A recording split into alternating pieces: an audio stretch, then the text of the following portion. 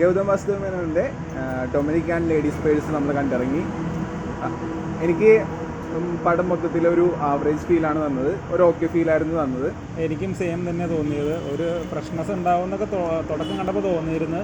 പക്ഷേ എങ്ങും എത്താതെ നിർത്തിയ പോലെ ഒരു ഇത് തോന്നി. ആർക്കും അത്ര ഒരു ത്രില്ലിംഗ് ആയിട്ടുള്ളൊരു ക്രൗഡിൻ്റെ സൈഡിൽ നിന്ന് നമുക്കൊന്നും അങ്ങനെ ഫീൽ ചെയ്തില്ല.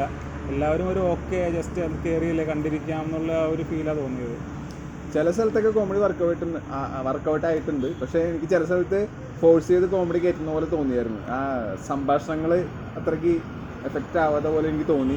പിന്നെ ഈ സ്വിങ് സൗണ്ട് ആയതുകൊണ്ട് നമുക്ക് അതിൻ്റേതായ ചില ഇഷ്യൂസ് ചില സ്ഥലത്ത് ഫീൽ ചെയ്യാനുണ്ട്.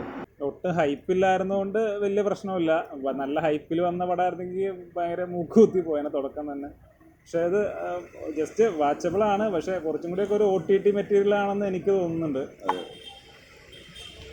ഭയങ്കര ട്വിസ്റ്റും കാര്യങ്ങളൊന്നും നമുക്ക് പറയാനൊന്നുമില്ല. ഒരു ട്വിസ്റ്റ് ഉണ്ട്, പക്ഷെ അത് ഞാനത് പ്രെഡിക്റ്റ് ചെയ്തായിരുന്നു. എനിക്കത് ഭയങ്കരമായിട്ട് തോന്നിയില്ല. മേ ബി അറിയില്ല, ചിലപ്പോൾ നിങ്ങൾക്ക് തോന്നാം. പോയി കണ്ടു നോക്കുക.